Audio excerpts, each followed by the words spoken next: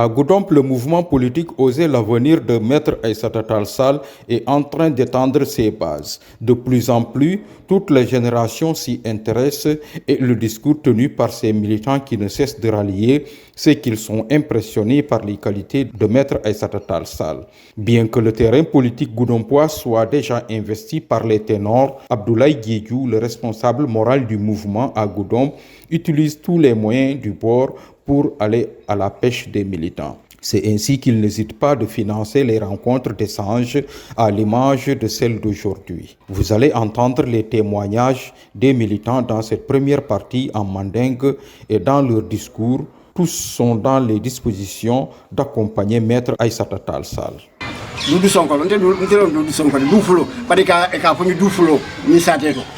Doudou Sonko Mamadou Sonko le mun tol ba ni butay ko be ñi nawala jang o defengal instituteur le mun à la retraite ça nga mais instituteur à la retraite notable à Doumassou voilà alaykoum sidi ndani ci yomi tudde ni saté djin ndi magno wolle na tante gi jang ko la taka ni angkata la ko Aïssata Tall Sall te ni wol be do fola la te ni wol be ko ke ya tande ba sa te mola ni mu minti ala tambina ala ku ala mo mo minti ala parti mu minti ala ta inata ya wol ko ya yi tandina kabade ya foni ko jour aku ay content parti haketen ko alkana sila alkana ñom koma ndel lañi saté mi ci saté samba ñaatu mo dam mané e kante min fonke diamuté PDS lo rag lawla ngamre ngan singoloje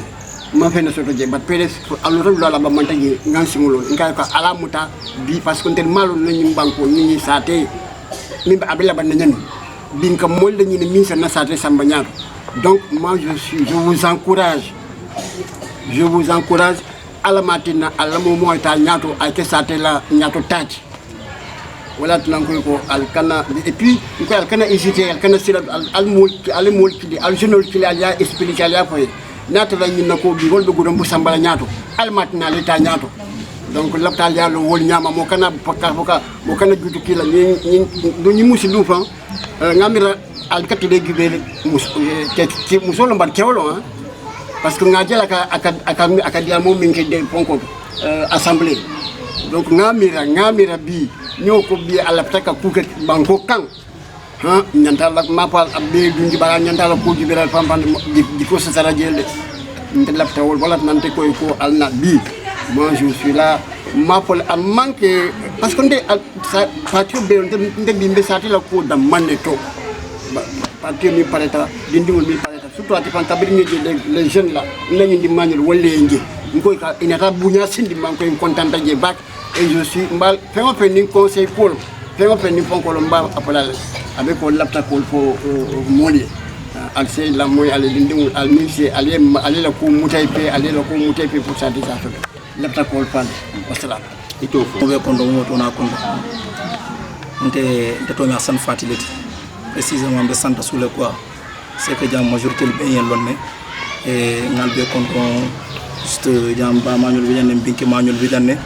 amum taw singa perol bi dan nga ponso kono bi dan ko mo be content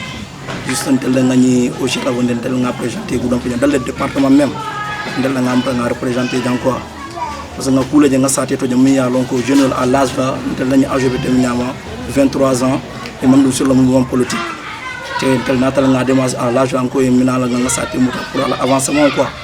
alors historiquement vous le parler pour le moment ko ka foko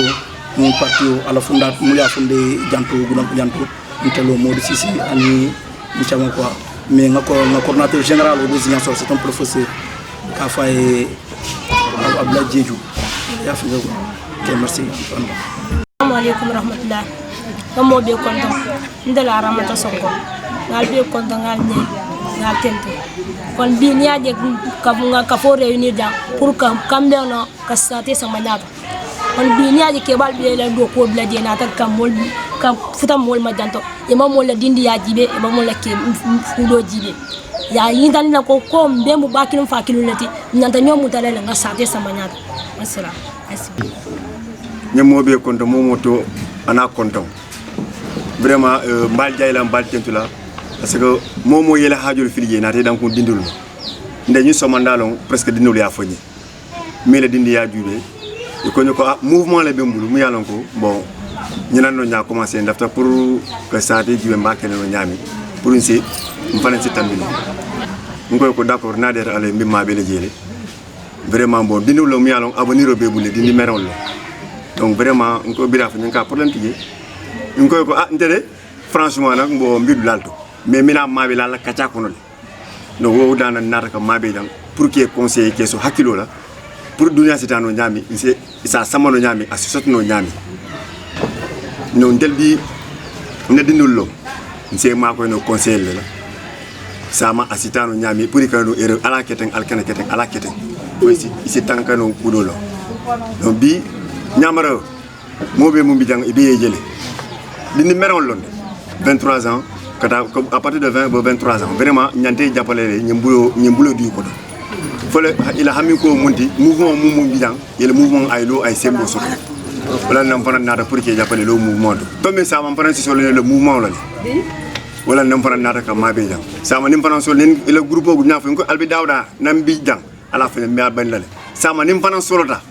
mbi mun kono mbara mba fala len alsina jappalé no al fenko donc vraiment ñamera ñu da mano si musodno ke tentu ke jay vraiment merci assalamu alaykum bamba mo be kontona to na kontona ba konton dro murun la mari masatalama anala kilaba mun kera muhammad sallallahu alaihi wasallam ñaabi benta jambi bon safuna la volonté comme na benta jang kairo kono simani jata kenya mo be bijan bon ñu parti kutolo comme ba fula ñaabi fenkel nilla nana tan chamana la ganol biri nana ta ya présenter molé bon depuis nata ya présenter biya nari moro monune mais comme bitum hakil manke hakil kini manke hakil bon inata en certain moment nata en client ya fonye ko to ya 3 jours nata nera akoro dile ko bon aba sila betolo kan bon nyaaji bi politiko nous n'avons pas manqué clienti. Nous n'avons pas politique qui va les intéresser nous à la bac. Mais bien, je ne sais pas dunda kono. Donc bafla alhamdulillah. Peut-être ni nata nyami ni bunya munata molkan. Ni malla fa bu fonko ni munata ima dandi da manka. Iko batia partager une population.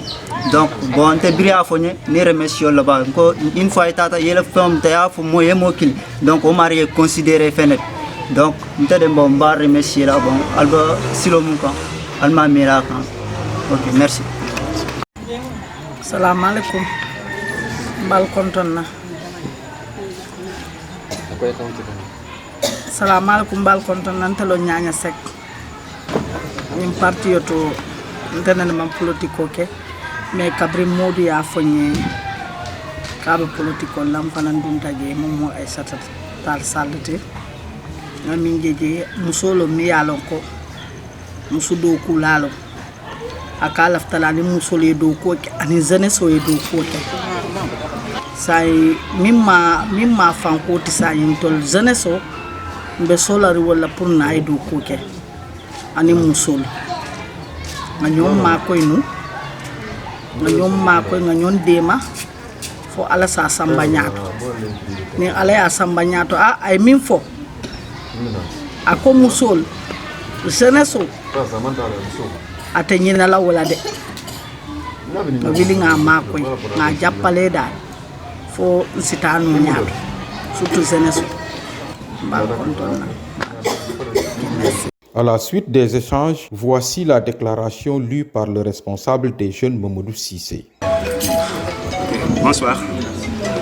je m'appelle Mamadou Cissé, je suis membre de OSE l'Avenir de Goudomp. Nous voici donc réunis à ce jour solennel de notre mouvement politique pour tous nous décider ensemble notre destin et les prendre en main. À vous tous, j'adresse un salut fraternel et chaleureux. Vous qui avez osé, vous qui avez bravé la chaleur, la distance, venant des quartiers les plus reculés de Goudomp, je vous salue. C'est le lieu également de rendre un vibrant hommage à notre coordinateur départemental, M. Abdoulaye Diédhiou, absent pour les raisons de service. C'est lui-même qui nous a financés pour la réussite de cet événement. Les femmes de Goudomp également n'ont jamais été en reste, toujours aux côtés des hommes. Elles ne cessent de preuves de bravoure et de courage. Je peux en citer Nyanya Sek, Fatou Djidé, Aramata, Souna Danfa. Aussi la jeunesse, toujours à l'avant-garde du combat, ne cesse de donner le meilleur d'elle-même. Aujourd'hui, notre objectif n'est pas de conquérir le palais communal, mais plutôt d'œuvrer pour élire notre présidente Aïssata Tall Sall dans la magistrature suprême de 2024.